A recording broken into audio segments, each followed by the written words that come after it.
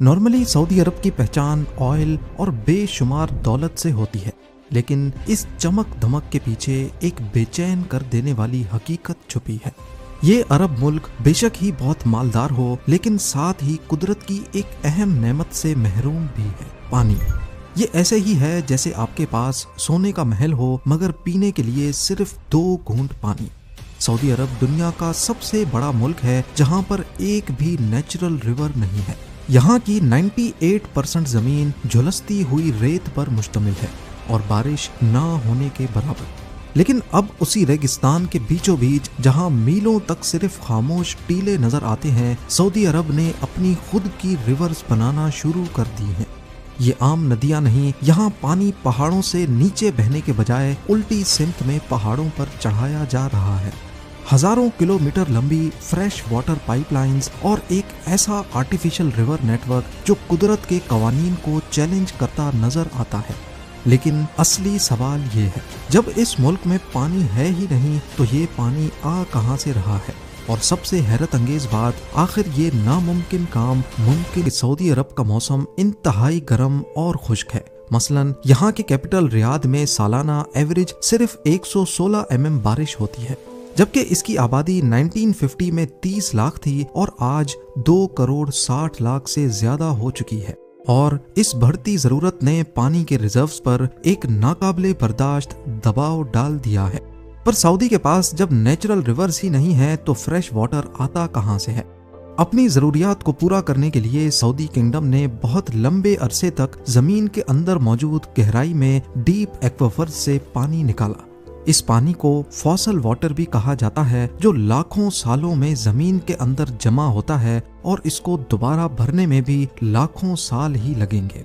ये एक तरह से नॉन रिन्यूएबल पानी का जखीरा है। पिछली कई दहाइयों तक सऊदी अरब अपनी जरूरियात का तकरीबन 70% पानी इसी फॉसल वाटर को निकाल कर पूरा कर रहा था, और फिर इस बेजा इस्तेमाल का अंजाम भी बहुत खौफनाक निकला। नासा के सैटेलाइट डाटा ग्रेस मिशन की रिपोर्ट ने सऊदी हुक्मरानों को तब हैरत ज़दा छोड़ दिया जब उसमें बताया गया कि 2002 से 2016 के दरमियान सऊदी अरब की जमीन के नीचे मौजूद पानी के ज़खायर हर साल तकरीबन 2 क्यूबिक किलोमीटर की रफ्तार से गायब हो रहे हैं। यानी हर साल फॉसिल वाटर में से 2 खरब लीटर पानी सऊदी इस्तेमाल कर रहा है। कैलकुलेट किया जाए तो उस वक्त सऊदी पॉपुलेशन 1 करोड़ 80 लाख थी और हर शख्स के हिस्से में 310 लीटर पानी रोजाना आता था, जबकि दुनिया का एवरेज इंसान रोजाना 150 लीटर तक पानी इस्तेमाल करता है। ये बिल्कुल उस तरह है जैसे आप एक ऐसी बैटरी को इस्तेमाल कर रहे हैं जो वापस कभी चार्ज नहीं हो सकती। एक तो यहाँ कोई रिवर्स नहीं, ऊपर से सऊदी अपने इकलौते वाटर सोर्स को भी बेतरतीबी से उड़ा रहा था। पर आखिर इस बेजा इस्तेमाल की वजह क्या थी? पानी की इस कमी का बहरान उस वक्त ज्यादा बढ़ गया जब 1970s में हुकूमत ने ये फैसला किया कि वो दूसरे मुल्कों पर डिपेंडेंट होने के बजाय अपने ही मुल्क में वीट यानी गेहूं उगाएंगे। ये मंसूबा शुरू तो अच्छी नीयत से किया गया था, लेकिन इसने पानी की बचत को लिटरली तबाह करके रख दिया। गवर्नमेंट ने वीट फार्मिंग के लिए सब्सिडीज दी और फार्मर्स की हौसला अफजाई की, जिससे खेती बाड़ी में तेजी से इजाफा हुआ और फिर 2003 तक मुल्क का 85% पानी का इस्तेमाल सिर्फ एग्रीकल्चर सेक्टर में होने लगा। इस गलती ने पानी के जखीरे को इतनी तेजी से निचोड़ा कि 3 दहाइयों के अंदर अंदर हुकूमत को गेहूं की खेती का मंसूबा बंद करना पड़ गया। इस आफत को देखते हुए ये फैसला किया गया कि बाकी बचे हुए फॉसिल वाटर को सिर्फ इमरजेंसी के लिए बचा कर रखा जाएगा। अब अगर सऊदी अपने इकलौते वाटर सोर्स का ही इस्तेमाल नहीं करेगा तो फिर फ्रेश वाटर लाएगा कहां से? ये ग्राउंड ब्रेकिंग प्रोजेक्ट दुनिया की सबसे बड़ी आर्टिफिशियल रिवर बनाने का प्लान है। एक ऐसा काम जो सिर्फ अपने बड़े पैमाने ही नहीं बल्कि सोच में भी बिल्कुल इनकलाबी है। तकरीबन 12,000 किलोमीटर तक फैली हुई ये इंसान की बनाई हुई नदी जमीन के नीचे तामीर की जा रही है। इतने बड़े स्केल पर ऐसा काम दुनिया में पहली मर्तबा हो रहा है। इस प्रोजेक्ट के तहत रोजाना तकरीबन 9.4 मिलियन क्यूबिक मीटर या फिर 940 करोड़ लीटर पानी तैयार किया जाएगा, जो एडवांस्ड डीसैलिनेशन टेक्नोलॉजी के जरिए हासिल होगा। इस टेक्नोलॉजी के जरिए रेड सी और पर्शियन गल्फ के खारे पानी को मीठा पीने के काबिल बनाया जाएगा। ये आर्टिफिशियल रिवर जमीन के नीचे सफर करेगी ताकि इस कदर गर्म रेगिस्तान में एवोपरेशन का नुकसान कम से कम हो। इसकी चौड़ाई और गहराई इस तरह डिजाइन की गई है कि पानी मुसलसल या नॉन स्टॉप फ्लो के साथ मुल्क के मुख्तलिफ हिस्सों तक पहुंच सके, यहाँ तक के उन इलाकों तक भी जो सबसे ज्यादा पानी की कमी का शिकार हैं या पहाड़ों के ऊपर बने हैं। ये प्रोजेक्ट सिर्फ पानी पहुंचाने का प्लान नहीं, बल्कि इस प्लान के जरिए सऊदी अपने सेल्फ एग्रीकल्चर के ख्वाब को दोबारा से जिंदा करना चाहता है, यानी अपनी फसलें खुद उगाओ और दूसरों पर डिपेंडेंट ना रहो। एक ऐसा ख्वाब जो इस तरह की जमीन पर नामुमकिन समझा जाता था। इस सस्टेनेबल और अनलिमिटेड पानी के जरिए सऊदी अरब अपनी बंजर जमीन में हरियाली उगाना चाहता है ताकि फूड इंपोर्ट्स पर डिपेंडेंसी कम हो और इकोनॉमी को ऑयल से आगे डाइवर्सिफाई किया जा सके। इस आर्टिफिशियल रिवर की चौड़ाई 11 मीटर और गहराई 4 मीटर है और ये पूरा नेटवर्क हैरत अंगेज तौर पर 12,000 किलोमीटर तक फैल जाएगा। पानी को दूर दराज इलाकों तक लेके जाने के लिए 2.25 मीटर डायामीटर वाले स्पेशल एंटी कोरोजन पाइप्स इस्तेमाल किए जा रहे हैं। ये पाइप नेटवर्क इतना बड़ा है कि इसकी लंबाई नाइल रिवर से भी 2 गुना ज्यादा हो सकती है, जो इस प्रोजेक्ट के बड़े स्केल को अच्छी तरह वाजे करता है। ये इंजीनियरिंग का कमाल सिर्फ पानी का एक नया जरिया ही नहीं बना रहा, बल्कि एक ऐसा निजाम जो पहले कभी दुनिया में तस्वुर भी नहीं किया गया। क्योंकि अगर सिर्फ पाइप्स को ही सीधा बिछा दिया जाए तो ये हमारी दुनिया के गिर्द गोल चक्कर काट सकते हैं।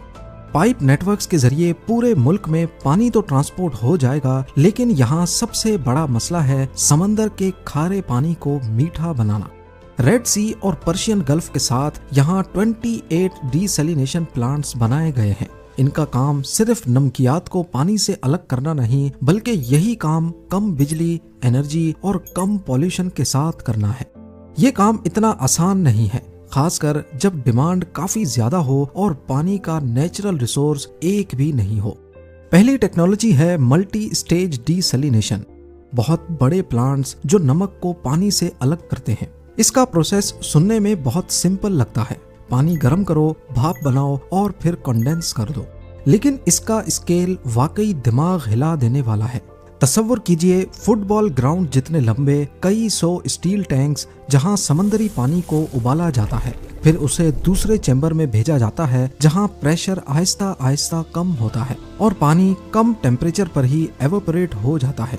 इस भाप को कंडेंस करके फ्रेश वाटर की फॉर्म में दूसरे चैम्बर में जमा कर लिया जाता है। इस प्रोसेस का सबसे बड़ा फायदा ये है कि ये बहुत बड़े स्केल पर भी काम कर सकता है और जो बची हुई स्टीम होती है उससे टरबाइन्स घुमाई जाती हैं ताकि जितनी एनर्जी खर्च करके पानी गर्म किया गया था उसका कुछ हिस्सा दोबारा एनर्जी जनरेट करके वापस बचाया जा सके। इस डिस्टिलेशन के अलावा भी एक टेक्नोलॉजी है जिस पर सऊदी में बहुत तेजी से काम हो रहा है और वो है रिवर्स ऑस्मोसिस। ये टेक्नोलॉजी इंसानी सेल्स की बायोलॉजी से इंस्पायर्ड है। रिवर्स ऑस्मोसिस में समंदरी पानी को अल्ट्रा थिन पॉलीमर मेम्ब्रेन से गुजारा जाता है जिसके सुराख इंतहाई पतले होते हैं, करीब इतने पतले कि 1 स्क्वायर इंच के 10 लाख हिस्से किए जाएं उनमें से सिर्फ 1 हिस्सा। ये सुराख इतना पतला होता है कि उसमें से नमक क्या एक वायरस भी नहीं गुजर सकता। यह सिस्टम 99% तक नमक और मिनरल्स फिल्टर कर देता है और परफेक्टली प्योर पानी तैयार हो जाता है। इस टेक्नोलॉजी का सबसे इम्प्रेसिव हिस्सा है energy efficiency. Pressure recovery devices की वजह से modern reverse osmosis plants 1000 litre पानी बनाने के लिए सिर्फ 2.8 किलोवाट आवर्स बिजली इस्तेमाल करते हैं, यानी करीब उतनी ही पावर जितनी एक पानी की घरेलू मोटर इस्तेमाल करती है। आज सऊदी अरब की पानी की डिमांड का 66% हिस्सा डीसैलिनेशन से पूरा होता है। इसके साथ साथ मुल्क भर में 500 से ज्यादा डैम्स भी बनाए गए हैं जिनकी टोटल स्टोरेज कैपेसिटी तकरीबन 2 अरब क्यूबिक मीटर्स है। मिसाल के तौर पर King Fahd Dam 325 million cubic metre से ज्यादा पानी रख सकता है, जो इसे मुल्क का सबसे बड़ा डैम बनाता है। ये रिजर्वॉयर्स सिर्फ करोड़ों लोगों को पीने का पानी नहीं देते, बल्कि रेगिस्तान में एग्रीकल्चर को भी सपोर्ट करते हैं और जमीन के नीचे एक्वाफर्स को भी दोबारा भरने का काम करते हैं। पर यहाँ पर एक और सवाल जरूर आपके जहन में आ रहा होगा कि जब रोजाना इतने ज्यादा पानी में से नमक अलग होता है तो आखिर उस नमक का क्या किया जाता है। याद रहे कि समंदर के 1 लीटर पानी में करीब 35 ग्राम्स नमक होता है। तो अगर सऊदी रोजाना 940 करोड़ लीटर फ्रेश पानी बनाता है तो इसका मतलब है रोजाना 3,29,000 टन नमक पीछे बचता होगा। ये कितना वजन है इसका अंदाजा आप इस बात से लगा लें कि दुनिया का सबसे भारी जानवर है ब्लू व्हेल और उसका वजन सिर्फ 200 टन होता है। तो ये नमक वापस से समंदर में छोड़ दिया जाता है। इतना ज्यादा नमक एक ही जगह पर छोड़ने की वजह से आज रेड सी में बहुत सारे डेड कोरल जोन्स मौजूद हैं जहां सी लाइफ खत्म होकर रह गई है। एक्सपर्ट्स इसे डीसैलिनेशन का एक ना दिखने वाला खतरा करार देते हैं, क्योंकि अगर ये वेस्ट सीधा समंदर में छोड़ दिया जाए तो पानी का टेम्परेचर और सैलिनिटी दोनों बढ़ जाती है, जो पूरे कोस्टल इकोसिस्टम के लिए खतरा बन सकता है। इस नई तबाही से बचने के लिए सऊदी गवर्नमेंट अब डीप सी मल्टी डिफ्यूजर्स पर काम कर रही है, जिसमें ये नमक या ब्राइन ओशन में एक ही जगह पर डालने के बजाय मुख्तलिफ मकामात पर डाला जाएगा। हता के ब्राइन माइनिंग का आइडिया भी ज़ेरे गौर है, जहां नमक में से मैग्नीशियम, पोटेशियम और रेयर मिनरल्स को अलग करके एक कीमती रिसोर्स बनाया जा सकता है और वेस्ट को कम किया जा सकता है। आज सऊदी अरब दुनिया का सबसे बड़ा डीसैलिनेशन वाटर प्रोड्यूसर बन चुका है। न सिर्फ इतना बल्कि गिनीज बुक ने पानी के डिलीवरी नेटवर्क को दुनिया का सबसे बड़ा पाइपलाइन नेटवर्क तस्लीम किया है और ये नेटवर्क मुसलसल बढ़ता ही जा रहा है। सऊदी प्रिंस मोहम्मद बिन सलमान का टारगेट है कि 2030 तक उन्हें पूरे मुल्क की 100% रिक्वायरमेंट इसी तरीके से पूरी करनी है। इस प्रोजेक्ट का एक और हैरान करने वाला मंजर पहाड़ों पर देखा जा सकता है। 10,000 फीट ऊंचे पहाड़ों पर पाइपलाइन बिछाना तो अपने आप में मुश्किल काम है ही, लेकिन इन पाइप्स में पानी को अप हिल चढ़ाने के लिए बहुत बड़े वाटर पंपिंग स्टेशंस मौजूद हैं, जो दिन रात 24/7 पानी को पंप करते रहते हैं। ये पंपिंग स्टेशंस ही अकेले पूरे सऊदी की 9% इलेक्ट्रिसिटी पी जाते हैं। ये ठीक वैसे ही है जैसे पहाड़ों से रिवर्स का पानी नीचे बहने के बजाय उल्टी दिशा में चढ़ने लगे। सऊदी की ये अंडरग्राउंड रिवर सिर्फ एक बड़ा पाइपलाइन नेटवर्क नहीं, बल्कि ये एक ऐलान है कि पानी की कमी को टेक्नोलॉजी की मदद से खत्म किया जा सकता है। अभी ये प्रोजेक्ट बिल्कुल नया है और दुनिया इसमें मजीद इम्प्रूवमेंट्स की उम्मीद कर रही है। आज कंडीशन ये है कि वो मुल्क जिसके पास अपनी एक भी नेचुरल रिवर नहीं और ना ही कोई नेचुरल वाटर रिसोर्स है, वो 2027 में वर्ल्ड वाटर फोरम की मेजबानी करेगा। ये सब दुनिया को बताता है कि इन हॉस्पिटेबल माहौल को भी हिम्मत और टेक्नोलॉजी से बेहतरीन और फ्यूचर प्रूफ बनाया जा सकता है। और सऊदी अरब का ये मैसेज कई मुल्कों और पूरे रीजन्स के लिए एक नया रास्ता है। उम्मीद है ज़ेम टीवी की ये वीडियो भी आप लोग भरपूर लाइक और शेयर करेंगे। आप लोगों के प्यार भरे कमेंट्स का बेहद शुक्रिया। मिलते हैं अगली शानदार वीडियो में।